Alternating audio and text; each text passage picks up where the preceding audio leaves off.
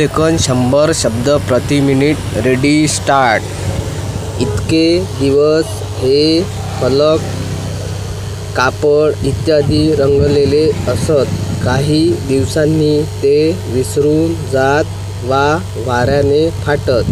पण एकदा हा एखादा गैरव्यवहार सहज पचनी पडला, स्वीकारला गेला की तो करणारे अगलत पुढचे पाऊल टाकतात. या फलकाबाबत असे झालेले आहे.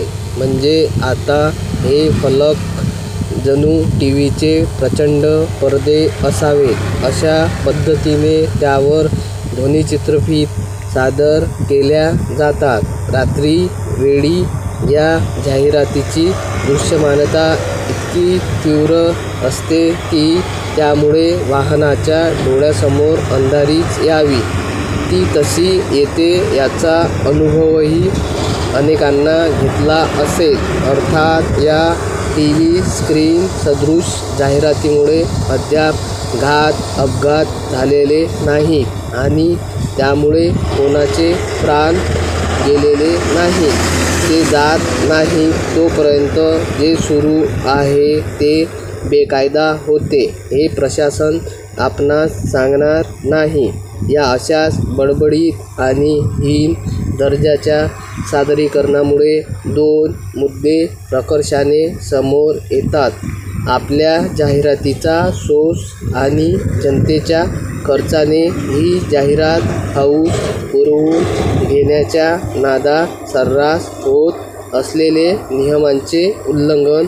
प्रथमच नियमांच्या उल्लंघनाबाबत एका मार्गावर किती अंतराने किती जाहिराती फलक असावेत, त्याची उंची रुंदी बांधणी कशी असावी, ती तशी आहे किंवा काय हे तपासण्याची यंत्रणा कोणतीही कितीही तीव्र वादळात हे फलक टिकून राहू शकतात.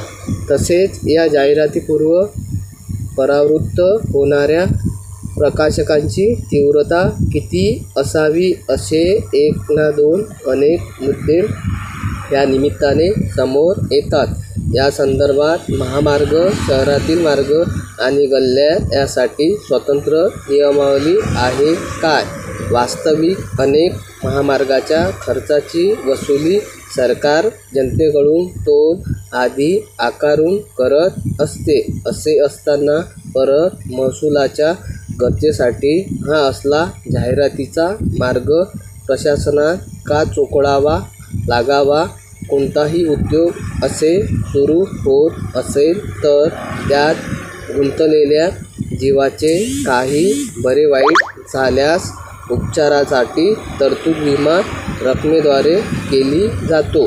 जाहिरातीच्या फलकाची उभारणी करताना जीव धोक्यात घालणारे कर्मचारी आणि हे असले जाहिरात फलक पडून जीव गमावणारे नागरिक यासाठी असा काही विमा आकारला जातो काय? विकसित देशात हे जाहिराती फलक कसे आणि कुठे लावले जावेत याविषयी काही नियमावली आहे. महामार्गाच्या दुफळा उंच फलकाऐवजी महामार्गावर दुभंगण्यावर वाहनाच्या उंचीनुसार ठराविक आकाराच्या आयताकृती फलकावर येते असे फलक लावले जातात. स्टॉप.